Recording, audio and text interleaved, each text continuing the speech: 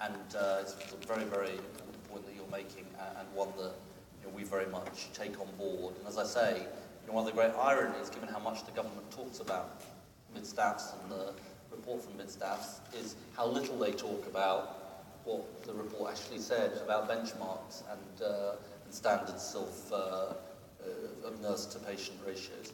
The question about, well, a whole range of questions about disabled people. Look, I think it's so important. I'm so pleased you asked this question, the gentleman who asked this question, because one of the worst things about this government is the way in which they, and I see it in my surgeries, and no doubt Andy does as well, is the way in which they have demonised people on benefits, anybody on benefits, and also the way they've treated disabled people. I mean, the worst example in my view is the bedroom tax, but there are many, many other bad examples as well.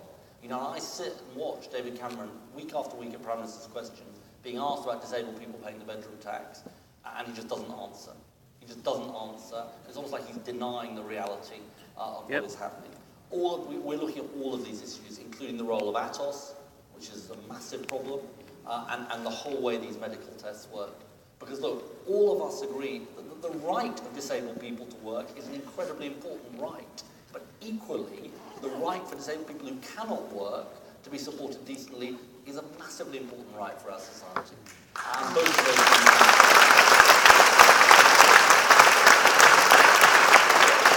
Michelle, let me say, look, the point I was really making was that I believe that we showed in government, and I know there are issues about the way we did it, that in addition to the core of the NHS, sometimes the private sector has played a role.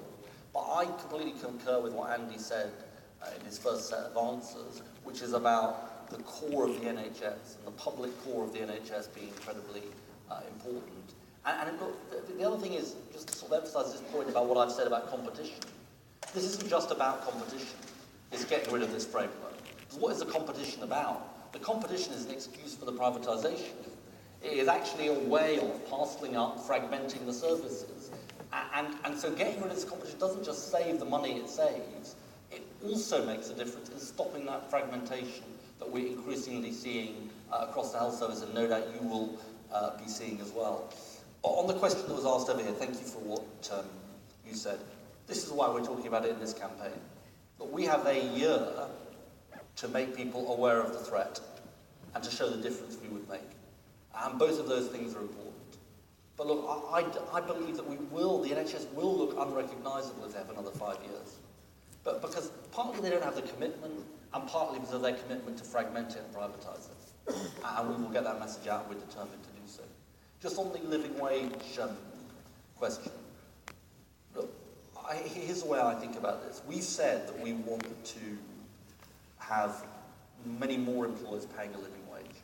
And here's the thing that doesn't make any sense about the current system, is that we've got people on poverty wages, unable to bring up their family, unable to make ends meet, and we've got government paying out billions of pounds to subsidise the employers who are paying less than a living wage. Now, there's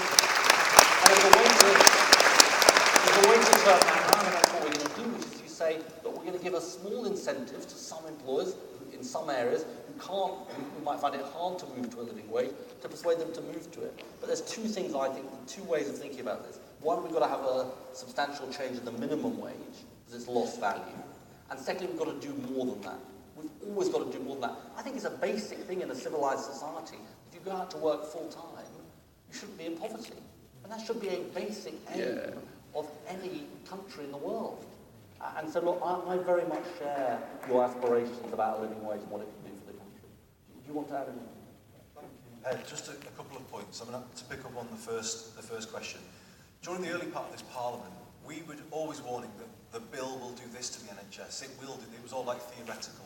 But I want you all to go away from this event this evening quite clear that the NHS has gone downhill on David Cameron's watch, and you can make that claim with confidence using any number of measures that you want to.